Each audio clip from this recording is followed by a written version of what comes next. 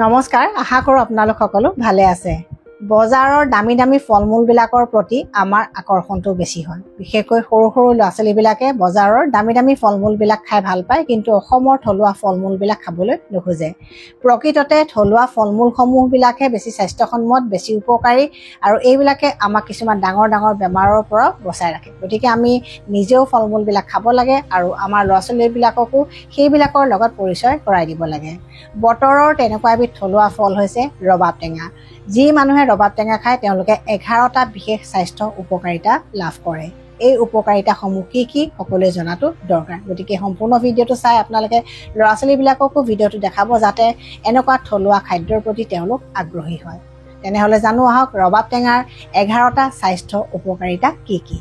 ৰবাব টেঙাৰ প্ৰথম উপকাৰিতাটো ছিজনেল ডিজিজ বা বতৰ পৰিৱৰ্তনৰ ফলত হোৱা বেমাৰৰ ক্ষেত্ৰত দেখা যায়। টেঙা ফল ৰবাব টেঙাত আছে প্ৰচুৰ পৰিমাণে ভিটামিন চি আৰু এণ্টিঅক্সিডেণ্ট, আৰু এই ভিটামিন চি আৰু এণ্টিঅক্সিডেণ্টে আমাৰ দেহৰ ইমিউনিটি বা ৰোগ প্ৰতিৰোধ ক্ষমতা শক্তিশালী কৰে।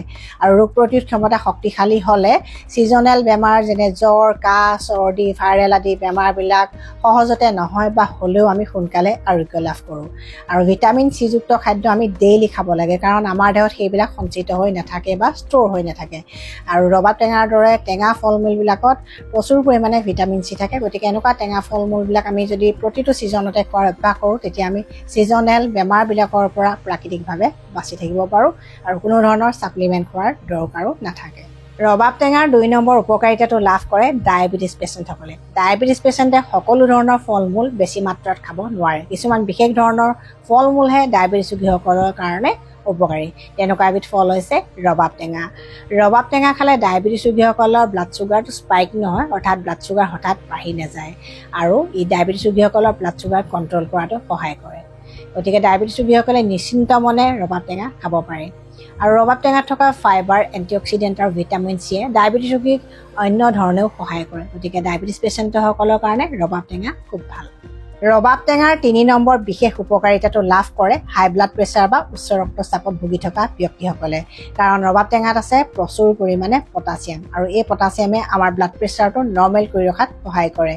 আৰু ৰবাব টেঙাত থকা এণ্টিঅক্সিডেণ্ট আৰু ফাইবাৰে কলেষ্ট্ৰল নবঢ়াকৈ ৰাখে, আৰু ইয়াত থকা এণ্টিঅক্সিডেণ্ট আৰু ফাইবাৰসমূহে ধমনীত তেজৰ চলাচল বা ব্লাড চাৰ্কুলেশ্যনটো ভাল কৰি ৰাখে, যাৰ কাৰণে আমাৰ হাৰ্ট ভালে থাকে। গতিকে ৰবাব টেঙা আমাৰ হাৰ্টৰ কাৰণেও খুব উপকাৰী। 4 নম্বৰ উপকাৰিতাটো সেইসকল ব্যক্তিয়ে লাভ কৰে যাৰ ৰাতিপুৱা পেট পৰিষ্কাৰ নহয় বা যাৰ কনষ্টিপেশ্যন থাকে। ৰবাব টেঙাত আছে ডায়েটৰী ফাইবাৰ বা আঁহ, যিয়ে আমাৰ পেট পৰিষ্কাৰ কৰি ৰখাত সহায় কৰে। আৰু ৰবাব টেঙাই আমাৰ অন্ত্ৰত থকা উপকাৰী বেক্টেৰিয়া বা গুড বেক্টেৰিয়াৰ গ্ৰ'থতো সহায় কৰে। গতিকে ৰবাব টেঙা খালে আমাৰ ডাইজেষ্টিভ ছিষ্টেমটো হেল্ডি হৈ থাকে। আৰু ৰবাব টেঙা আমাৰ ভোক বঢ়ায়। ৰবাব টেঙা আমাৰ লিভাৰ ফাংচনো ভালে ৰাখে।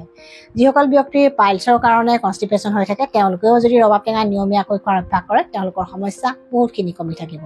5 নম্বৰ উপকাৰিতাটো ফেট লছ বা ৱেইট মেনেজমেণ্টৰ ক্ষেত্ৰত দেখা যায়। ৰবাব টেঙাত কেলৰি কম থাকে, কিন্তু ফাইবাৰ বেছি থাকে, আৰু এনেকুৱা ধৰণৰ খাদ্যবিলাকে মেটাবলিজিম ভাল কৰে আৰু আনৱান্টেড ক্ৰেভিংছ কমায়, অৰ্থাৎ অদৰকাৰী ভোক কমায়, যাৰ কাৰণে ফেট লছ বা ৱেইট মেনেজমেণ্টত সহায় হয়। অৱশ্যে অকল ৰবাব টেঙা খালেই যে ৱেইট কমিব সেই ধাৰণাটো নল'ব, কাৰণ লগতে এক্সাৰচাইজো কৰিব লাগিব আৰু ভাল ডায়েটো ফ'ল' কৰিব লাগিব। 6 নম্বৰ উপকাৰিতাটো লাভ কৰে সেইসকল ব্যক্তিয়ে যাৰ গাম ব্লিডিং বা দাঁতৰ আলুৰ পৰা তেজ ওলোৱাৰ সমস্যা আছে।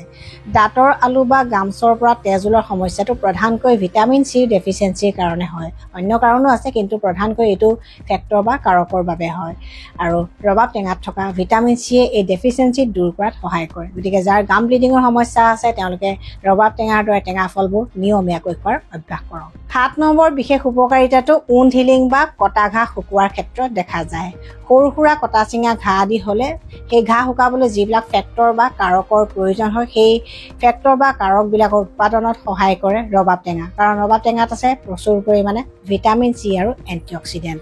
গতিকে কটা চিঙা ঘাঁ আদি হ'লে টেঙা নোখোৱাকৈ নাথাকিব, কাৰণ টেঙাত থকা ভিটামিন চিয়ে কটা ঘাঁ শুকোৱাত সহায় কৰে। বহুতে ভাবে যে টেঙা খালে কটা ঘাঁ নুশুকায়, কিন্তু সেই ধাৰণাটো একেবাৰে ভুল হয়। 8 নম্বৰ বিশেষ স্বাস্থ্য উপকাৰিতাটো লাভ কৰে এনিমিয়া বা ৰক্তহীনতাত ভুগি থকা পেচেণ্টসকলে।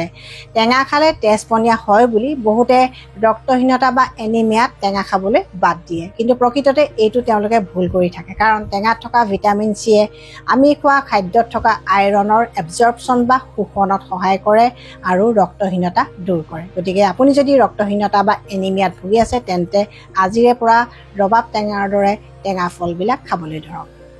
9 নম্বৰ উপকাৰিতাটো আমি স্কিনৰ ক্ষেত্ৰত লাভ কৰোঁ। ৰবাব টেঙা আমাৰ স্কিনৰ কাৰণে খুব ভাল, কিন্তু কিয়? ৰবাব টেঙাত থকা ভিটামিন চি আৰু এণ্টিঅক্সিডেণ্টসমূহে আমাৰ স্কিনখন নেচাৰেলি ধুনীয়া কৰি ৰখাত সহায় কৰে, কাৰণ ভিটামিন চি আৰু এণ্টিঅক্সিডেণ্টে আমাৰ স্কিনৰ কলাজেন নামৰ প্ৰটিনবিধৰ উৎপাদনত সহায় কৰে, যিয়ে আমাৰ স্কিনখন টাইট কৰি ৰাখে। তদুপৰি যাৰ শালমনৰ সমস্যা আছে বা একনি পিম্পলছৰ সমস্যা আছে, যাৰ মুখত কলা দাগৰ সমস্যা আছে, তেওঁলোকে নিয়মীয়াকৈ যদি বতৰৰ ফল ৰবাব টেঙা খায় তেওঁলোকৰ সমস্যা বহুতখিনি কমি থাকিব। আৰু ৰবাব টেঙাই ফ্ৰী ৰেডিকেল ডেমেজৰ পৰা আমাৰ স্কিনখনক প্ৰটেকশ্যন দিয়ে, আল্ট্ৰাভায়লেট ৰশ্মিৰ পৰাও আমাৰ স্কিনখনক প্ৰটেকশ্যন দিয়ে। গতিকে ৰবাব টেঙাই আমাৰ স্কিনখন নেচাৰেলি ধুনীয়া কৰি ৰাখে। 10 নম্বৰ উপকাৰিতাটো পেলুৰ সমস্যাত দেখা পোৱা যায়।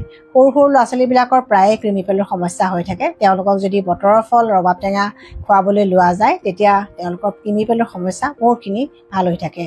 আৰু ডাঙৰৰো কৃমি পেলুৰ সমস্যা থাকে বা ঘূৰণীয়া পেলুৰ সমস্যা থাকে, তেওঁলোকেও যদি নিয়মীয়াকৈ এইটো ছিজনত ৰবাব টেঙা খায় তেওঁলোক উপকৃত হ'ব। 11 নম্বৰ উপকাৰিতাটো আমাৰ কিডনীৰ ক্ষেত্ৰত দেখা যায়। ৰবাব টেঙা কিডনীৰ কাৰণেও খুব ভাল, কাৰণ ই হৈছে ডাইউৰেটিক বা মূত্ৰজনন, অৰ্থাৎ পেচাব পৰিষ্কাৰ কৰে আৰু পেচাবৰ মাধ্যমেদি টক্সিনছবিলাক উলিয়াই দি আমাৰ শৰীৰটো নেচাৰেলি ডিটক্স কৰে বা শোধন কৰে। আৰু যাৰ কিডনী ষ্টনৰ সমস্যা আছে তেওঁলোকে নিয়মীয়াকৈ ৰবাব টেঙা খালে উপকৃত হ'ব, কাৰণ ইয়াত থকা ভিটামিন চিয়ে সৰু সৰু কিডনী ষ্টন গলোৱাটো সহায় কৰে। আৰু যাৰ ইউৰিনাৰী ট্ৰেক্ট ইনফেকশ্যন থাকে তেওঁলোকৰ কাৰণেও ৰবাব টেঙা খুব উপকাৰী। আৰু যাৰ কিডনীৰ সমস্যা আছে তেওঁলোকে কিন্তু ৰবাব টেঙা বেছিকৈ খাব নালাগে, অৰ্থাৎ যাৰ ক্ৰিয়েটিনিন বাঢ়ি আছে বা যাৰ ক্ৰনিক কিডনী ডিজিজ আছে তেওঁলোকে পৰাপক্ষত ৰবাব টেঙাৰ দৰে টেঙা ফলবিলাক ডক্তৰৰ পৰামৰ্শ নোলোৱাকৈ নাখাব, কাৰণ ইয়াত থকা পটাছিয়ামে কেতিয়াবা কিডনীৰ ফাংচন বেয়া কৰাৰ সম্ভাৱনা থাকে। আৰু ঠিক তেনেকৈ ৰাতিও আমি ৰবাব টেঙা খাব নালাগে, কাৰণ কিছুমানৰ ক্ষেত্ৰত গেছ এচিডিটি বদহজম আদি সমস্যা হ'ব পাৰে, কাৰণ ৰবাব টেঙা টেঙা মিঠা সোৱাদৰ উপৰিও অকণমান তিতিকি ভাৱ থকা এটা টেষ্টৰ হয়। গতিকে ৰাতি পৰাপক্ষত খাব নালাগে, আৰু ফাইবাৰ থকা খাদ্যবোৰো কেতিয়াবা ৰাতি আমনি কৰিব পাৰে। আৰু যিসকল মহিলা গৰ্ভৱতী হৈ আছে তেওঁলোকে প্ৰেগনেঞ্চিৰ প্ৰথম 3 মাহত পৰাপক্ষত ৰবাব টেঙা কমাই খোৱাই উচিত, কাৰণ কেতিয়াবা কিছুমানৰ ক্ষেত্ৰত বমি বা গেছ এচিডিটি সমস্যা হ'ব পাৰে, কেতিয়াবা অন্যান্য কিছুমান সমস্যা হ'ব পাৰে। আৰু একেবাৰে সৰু সৰু শিশুসকলকো বেছি মাত্ৰাত নোখোৱাব, প্ৰথমতে কম মাত্ৰাত আৰম্ভ কৰিব, আৰু যেতিয়া অলপমান অভ্যাস হ'ব তেতিয়া লাহে লাহে মাত্ৰাটো হয়তো বঢ়াব পাৰিব।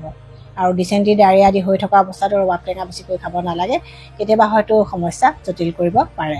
গতিকে এইখিনি কথা আপোনালোকক জনাই থলোঁ। ভিডিঅ'টো যদি চাই ভাল পাইছে শ্বেয়াৰ কৰিব, আৰু নতুন ভিউৱাৰ্ছসকলে মোৰ চেনেলটো ছাবস্ক্ৰাইব কৰিবলৈ নাপাহৰিব। Stay healthy, stay happy.